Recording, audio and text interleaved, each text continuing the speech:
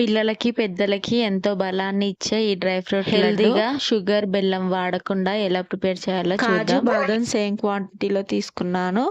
అలాగే pumpkin seeds, watermelon seeds, పిస్తా ఈ డ్రై ఫ్రూట్స్ అన్నింటినీ చిన్న చిన్న ముక్కలుగా కట్ చేసుకొని పైన ప్యాన్ పెట్టుకొని 1 టేబుల్ స్పూన్ వరకు నెయ్యి వేసుకొని కట్ చేసుకున్న డ్రై ఫ్రూట్స్ అన్నీ కూడా 1 బై 1 వేసుకుంటూ వేయించుకోవాలి.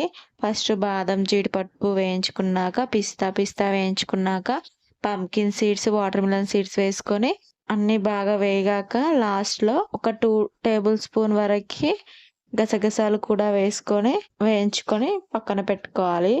ఇప్పుడు 2 కప్స్ వరకి ఖర్జూర తీసుకొని మెత్తగా మిక్సీ పట్టుకొని స్టవ్ పైన ప్యాన్ పెట్టుకొని నెయ్యి వేసుకొని మిక్సీ పట్టుకున్న ఖర్జూర వేసి సాఫ్ట్‌గా అయ్యేంత వరకు ఫ్రై చేసుకొని ఇందాక వేయించి పెట్టుకున్న డ్రై ఫ్రూట్స్ కూడా వేసుకొని అంతా బాగా మిక్స్ చేసుకుంటే ఖర్జూర డ్రై ఫ్రూట్స్‌కి పట్టుకుంటుంది.